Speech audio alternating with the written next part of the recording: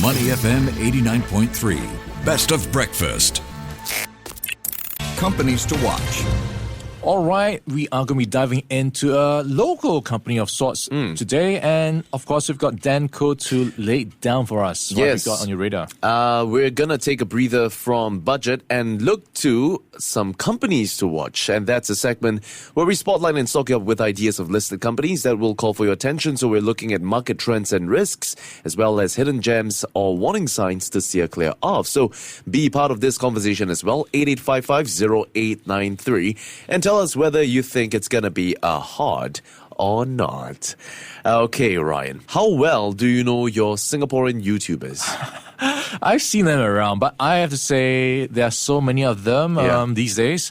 What comes to mind? The first one. Okay, what comes to mind? Gosh, it's just... Off the top of your head, are you able to think of anyone that maybe you've watched before? I think, the one by Tan Jianhao, he's got a lot of videos up there. There's 13 types of reactions to this and that. Yes. So it seems to be quite popular for folks on the internet. The younger crowd, I would say, doesn't really appeal too much to me, but it does show that he does very, very well with his marketing tactics. And that has to be given, the fact that he is the CEO of Titan Digital Media and boasts a total of more than 7.7 million subscribers on YouTube and more than 700,000 followers on Instagram. How many do you have? Somewhere of a fraction of that. I like to say so myself as well, but that's not the reason why we've decided to bring him up.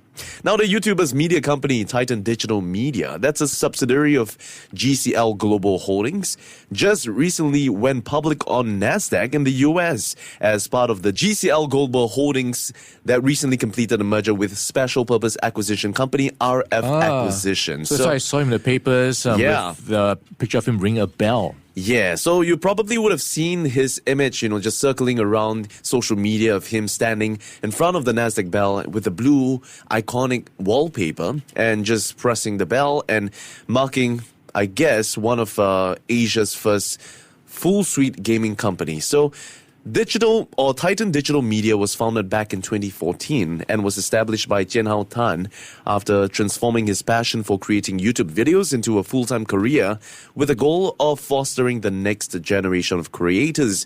Now, meanwhile, GCL Global Holdings, that's the company I'd like to pull your attention to. It operates as a marketer, distributor, as well as a publisher of video games and entertainment content in Asia, offering both physical and digital copies through retailers and direct-to-consumer channels. So these are some of the familiar names you might recognize that operate under GCL. Epic Soft, does it ring a bell, Ryan? Nope. For Definity? Nope. 2Game? Nope. Okay, Black Myth Wukong. Okay, there you go. Yes, it's one so of they're the publishers hottest of it. games these days. Yeah, one of the biggest games that we've seen in a while. And yes, so that's what we have for GCL Global Holdings and the companies that operate under them. And then, of course, they recently merged with RF Acquisition, which was a blank check company whose business purpose was to effect a merger, capital stock exchange, and so on and so on. Now, here's what happened. Last Thursday, on February 13th, GCL Global Limited announced the successful completion of its business combination with RF Acquisition Corporation.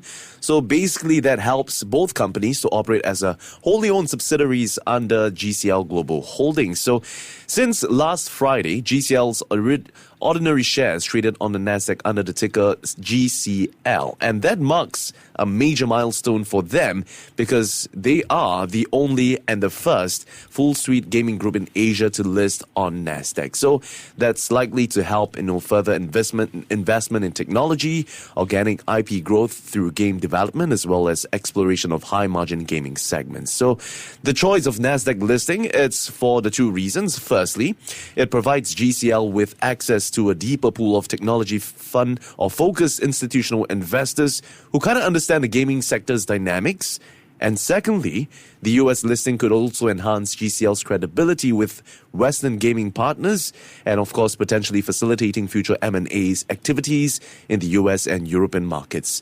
So, with that being said, what are your first thoughts of this being the first full suite gaming company to be listed on Nasdaq, right? Yeah, first thought is well done to Jianhao. No, he's one of the OGs in the YouTube scene in Singapore, content creator. Yep. Wise, he's really done well. And I suppose it's a great testament to his work, and I suppose also inspiration to others for how they can monetize their platform in time to come. So I am also curious to see how it's going to perform because it is quite a crowded market. It is. Content creation and, of course, the way you can monetize it. Yeah. But it does look like they have got some strong backing with GCL, the synergies that can come forth with all the other adjacent companies they have. So interesting times for them. Yeah. Certainly quite interesting times because their role when it comes to the ecosystem of GCL would be to basically use or leverage their expertise in influencer marketing, content creation, and the agency currently boasts over 70 in-house key opinion leaders and staff. So these are some of the people that are, or at least they are depending on to bridge the gap between game development, distribution, and marketing, and of course, to ensure that the games reach the right audiences and generate the maximum impact. So remains to be seen whether they're able to bridge the Asian gaming markets with the US and Europe, but certainly quite an inspirational story we're seeing here. Verdict for today, I'm going to give it a warm start. What about yourself? Yeah, I am going to be a bit cautious with how things are going. Maybe I'll just join you there. All right, Ryan. Okay, and that pretty much wraps it for our analysis of today's stock in focus, GCL Holdings. Now, Ryan, did you know that Asia is home to more than half of the world's gamers? Wow, Yeah. half of the world's gamers. It is home to 1.5 billion gamers within the $70 billion gaming market. Imagine how much potential there is here. That being said, what kind of dough does a gamer use? What kind of dough? Yeah, does a gamer use? Game dough. Nintendo. Okay. Okay. Now, why did the gamer play so many video games after his breakup? To cheer himself up. He needed to console himself. Okay. And that's all we have for GCL Holdings. Before acting on the information on Money FM, please consider if it's suitable for your own investment objectives, financial situation, and risk tolerance. To listen to more great interviews, download our podcasts at audio.sg or download the audio app. That's AWEDIO, audio at the App Store and Google Play.